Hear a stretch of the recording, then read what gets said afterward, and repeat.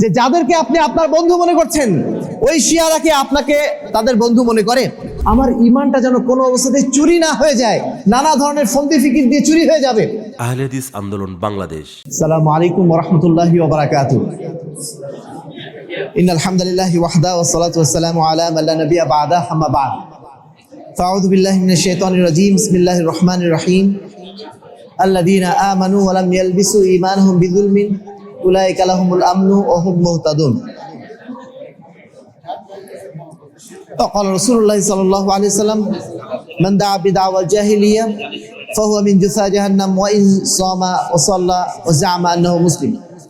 সম্মানিত উপস্থিতি, আহলে হাদিস আন্দোলন বাংলাদেশ, বাংলাদেশের আহলে যুব সংঘ ঢাকা দক্ষিণ জেলার পক্ষ থেকে আয়োজিত আজকের অনুষ্ঠানে সম্মানিত সভাপতি, উপস্থিত সম্মানিত আলোচক মণ্ডলী, ওলামায়ে কেরাম, আহলে হাদিস আন্দোলন বাংলাদেশ, বাংলাদেশের আহলে যুব সংঘের সম্মানিত দায়িত্বশীল বৃন্দ, অত্র মসজিদের দায়িত্বশীল বৃন্দ, বিভিন্ন এলাকা থেকে আগত সম্মানিত মুরব্বিয়ানে কেরাম, সুধী মণ্ডলী এবং প্রাণপ্রিয় তরুণ যুবক ভাইরা, প্রশংসা আল্লাহ রাব্বুল আলামিনের জন্য। দরুদ ও সালাম বর্ষিত হোক শেষ নবী আহমদে মুস্তাফা মুহাম্মদ মুস্তাফা সাল্লাল্লাহু আলাইহি ওয়াসাল্লামের প্রতি। সম্মানিত উপস্থিতি, আজকে বাদ আসর থেকে বা তারও আগে থেকে বাংলাদেশের প্রথিতযশা কতিপয় ওলামায়ে কেরামের কাছ থেকে আপনারা অত্যন্ত গুরুত্বপূর্ণ আলোচনা শুনেছেন।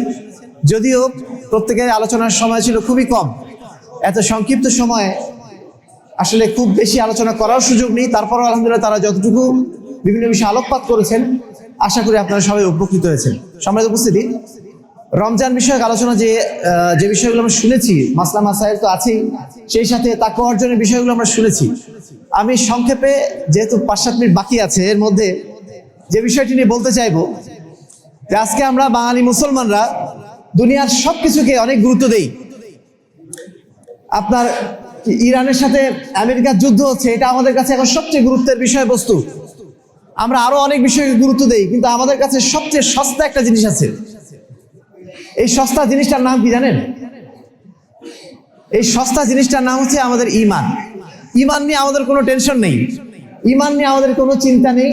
আমরা মনে করি আমরা প্রত্যেকেই পাক্কা ঈমানদার। আর এই কারণেই আমাদের কাছে যে কোনো শিরক, যে কোনো অন্যায়, যেভাবে আমাদের শেখ বললেন যে শিয়াদের কথা, শিয়াদেরকে বন্ধু বানানো, এগুলো কোনো বিষয়ই মনে হয় না, কারণ এই বিষয়গুলো ঈমানের সাথে সম্পৃক্ত। আমরা মনে করে নিয়েছি, আমরা যখনই বলেছি যে আমরা আল্লাহর প্রতি ঈমান এনেছি, ব্যাস আল্লাহর কাছে আমরা পাক্কা মুমিন হিসেবে গৃহীত হয়ে গেছি। অথচ আল্লাহ কি বলছেন? আল্লাযীনা আমানু, যারা ঈমান এনেছে তারা মনে রেখো, ওয়ালাম ইয়ালবিসু ঈমানাহুম, তাদের ঈমানের সাথে যারা জুলুম মিশ্রিত করেনি, শিরক মিশ্রিত করেনি, উলাইকা লাহুমুল আমনু, তাদের জন্য রয়েছে নিরাপত্তা, ওয়া হুম মুহতাদুন, এবং তারাই হচ্ছে হেদায়েত প্রাপ্ত। শুধু আপনি ঈমান আনলেন এটুকুই যথেষ্ট না, ঈমানের সাথে আপনাকে এটাও নিশ্চিত করতে হবে যে আপনার ঈমানের সাথে কোনো শিরক মিশ্রিত হয়নি। এটা নিশ্চিত না করা পর্যন্ত আপনি যত আমলই করেন না কেন, সে আমলগুলো আল্লাহর খাতায় জমা হবে না। এজন্য সবচেয়ে বেশি আমাদের সতর্ক থাকা দরকার আমাদের ঈমান নিয়ে। আমাদের ঈমানের সাথে যেন কোনো শিরক মিশ্রিত না হয়ে যায়, সেটা নিয়ে আমাদের সবচেয়ে বেশি সতর্ক থাকা দরকার।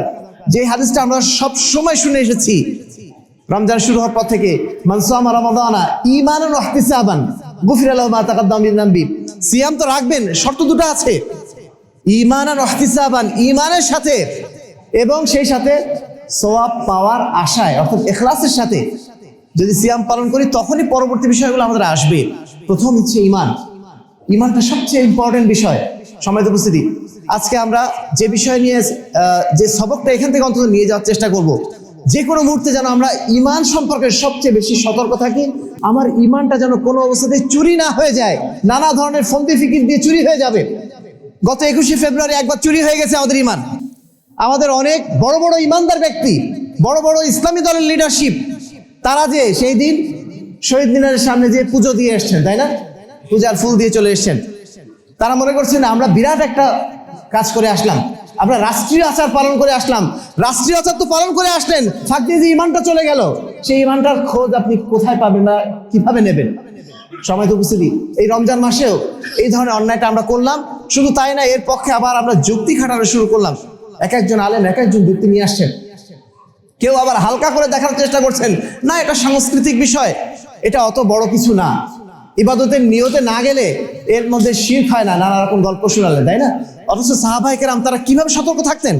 আমাদের রাসূল মুহাম্মদ রাসূলুল্লাহ সাল্লাল্লাহু আলাইহি ওয়াসাল্লাম তার সাথীদের নিয়ে হুনাইনের যুদ্ধে যাচ্ছেন, যাওয়ার সময় একটা জায়গায় দাঁড়ালেন, সেখানে সাহাবীরা বলল, হে আল্লাহর রাসূল, এখানে তো কাফের মুশরিকরা তাদের অস্ত্রগুলো লটকায় রাখতো, কি যে আল্লাহ না দাতা আনওয়াত কামালাহু দাতা আনওয়াত, আমাদের জন্য একটা এরকম অস্ত্র রাখার জায়গা করে দেন।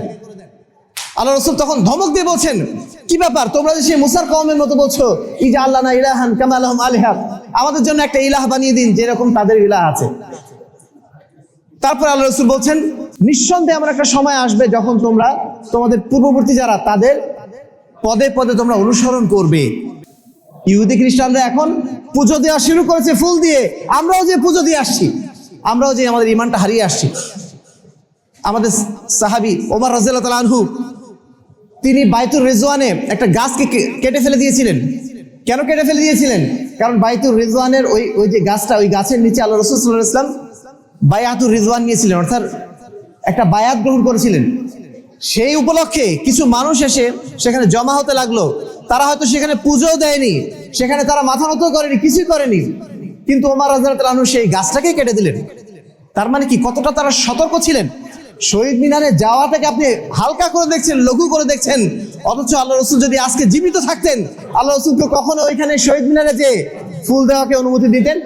চিন্তা করতে পারেন কখনো? সম্মানিত উপস্থিতি, ঈমান নিয়ে আমাদের সতর্ক থাকাটা অত্যন্ত জরুরি।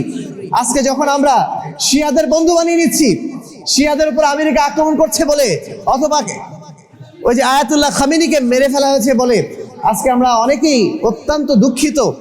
আমরা দুঃখের সাগরে ভেসে বলে দিচ্ছি যে অমুকের শাহাদতকে আল্লাহ কবুল করে নিন।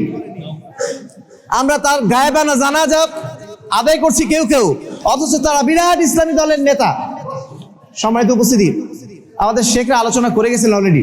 তারপর এটুকু বলতেছি যে যাদেরকে আপনি আপনার বন্ধু মনে করছেন, ওই শিয়ারা কি আপনাকে তাদের বন্ধু মনে করে? শিয়াদের মৌলিক আকীদার একটা আকীদা হচ্ছে এই, যদি আপনি আবু বকর, ওমর, ওসমানকে কাফের না মনে করেন, নিঃসন্দেহে আপনি কাফের হয়ে যাবেন। আমরা আবু বকর, ওমর, ওসমানকে কি কাফের কেউ মনে করি? নিঃসন্দেহে কাফের মনে করি না। তার মানে তাদের দৃষ্টিতে আমরা কি? তাদের দৃষ্টিতে আমরা কি? তাদের দৃষ্টিতে আমরা কাফের, কারণ আমরা আমরা আমরা আবু বকর, ওমর, ওসমানকে কাফের বলি না। আমরাই তো তাদের কাছে কাফের হয়ে বসে আছি, আপনি তাদেরকে বন্ধু মনে করছেন কোন দুঃখে? সম্মানিত উপস্থিতি, ঈমানের প্রশ্নটা আমাদের কাছে অত্যন্ত হালকা হওয়ার কারণে এইগুলোকে আমরা কোনো বিষয় মনে করি না। ঐক্যের নামে আমরা ঈমান বিসর্জন মিছিলে সবাই সামিল হয়েছি। তো মৌলিক প্রথম যে দাওয়াতটা আমাদের, যে আমরা যেন ঈমান নিয়ে সতর্ক থাকি, শিরকের বিষয়ে যেন সতর্ক থাকি। আমাদের শেখ বলেছেন যে আমরা আহলে হাদিসরাই মূলত এই কথাগুলো বলি। এই কথাগুলো আপনি আর কোথাও শুনবেন না। বাংলাদেশে আর কোনো মাহফিলে, আর কোনো মজলিসে আপনি এই কথা কখনো শুনবেন না, যে শিয়াদের বিরুদ্ধে আমরা এইভাবে কথা বলছি। এই কথাগুলো কখনো শুনবেন না আপনি, কারণ তারা ঈমান নিয়ে সতর্ক নয়। আমরা ঈমান নিয়ে সতর্ক থাকতে চাই, আমরা শিরক থেকে নিজেদের ঈমানকে মুক্ত রাখতে চাই। 2 নম্বর বিষয় হচ্ছে এই, 2 নম্বর বিষয় আমাদের আরেকজন শেখ বলে গিয়েছেন জাকাতের গুরুত্ব নিয়ে। জাকাত আদায়টা অত্যন্ত গুরুত্বপূর্ণ, কিন্তু জাকাতটা বাংলাদেশে এখন এমন ভাবে আদায় করা হচ্ছে, জাকাত তো আমরা আদায় করি না, আর যদি আদায় করিও, আদায় করার পরে জায়গা মতো সেটা জমা করি না। এই কারণে জাকাতের যে বিরাট একটা ফলাফল সেটা আমরা পাচ্ছি না। জাকাত ভিত্তিক অর্থনীতি যেভাবে একটা সমাজকে পরিবর্তন করে দেওয়ার কথা ছিল, সেই পরিবর্তন আমরা টের পাই না। জাকাত হয়ে গেছে এখন ফকিরের ভিক্ষার মতো, একজনকে 1000, একজনকে 2000, একজনকে 500, এইভাবে যদি আপনি টাকা বিলিয়ে দেন, তাহলে আসলে সমাজের সার্বিক উন্নতি হয় না। আপনি যদি 1000 টাকা দেন, কাউকে 2000 টাকা দেন, ওই লোকটা নিয়ে কি করবে? তার মেয়ের জন্য 500 টাকা জামা কিনতো, সে বাজার থেকে যে 1000 টাকা জামা কিনে নিয়ে আসবে। এই ছাড়া কিন্তু বিশেষ উপকার হবে না। কিন্তু সিস্টেম অনুযায়ী, রাষ্ট্রের সিস্টেম অনুযায়ী, অর্থাৎ বায়তুল মালে যদি জাকাতটা জমা করা হতো, তাহলে ওই জাকাতের একটা বিরাট ফান্ড তৈরি হতো। সেই ফান্ড দিয়ে সমাজে গুরুত্বপূর্ণ কাজগুলো কিন্তু করা সম্ভব হতো। আজকে এখন বাংলাদেশে রাষ্ট্রীয়ভাবে যদিও জাকাত আদায় করা হয়, সেটা নামকো আসতে, আমরা রাষ্ট্রকে বাদ দিলাম, আমরা যারা আহলুল হাদিস আছি, আমরা আহলে হাদিসদের সংখ্যা তো অনেকে 4 কোটি বলেন। 4 কোটি যদি নাও হয়, 1 কোটি 1.5 কোটি তো হবে নিঃসন্দেহে। এই সংখ্যাটাও কিন্তু কম না। আমরাও যদি আমাদের জাকাতগুলোকে একটা ফান্ডে কালেক্ট করতে পারতাম, আমরা কিন্তু অনেক বড় বড় প্রকল্প হাতে নিতে পারতাম, কিন্তু নিতে পারি না আমরা। আজকে দিল্লিতে আপনারা যান, সেখানে সিএমসি নামে একটা হাসপাতালে যান, সিএমসি ভেলোরে, আপনারা অনেকেই যান সেখানে।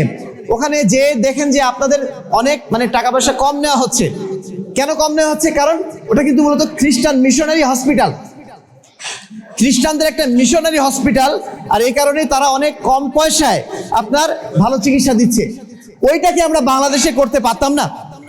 অন্ততপক্ষে আমরা আহলে হাদিসের একটা বড় হাসপাতাল যদি বানাতে পারতাম এবং সেইখানে আমরা যদি মানুষকে সার্ভিস দিতে পারতাম, নিঃসন্দেহে এটা কি জনগণের একটা বড় কল্যাণ হতো না?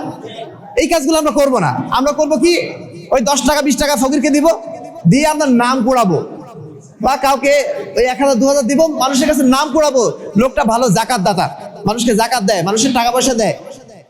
এই ধরনের নাম কুড়ানোর প্রতিযোগিতায় আমরা আছি। আমরা আপনাদের প্রতি বিনীত আহ্বান জানাবো, জাকাত তো আমরা অবশ্যই আদায় করব সাধ্যমতো।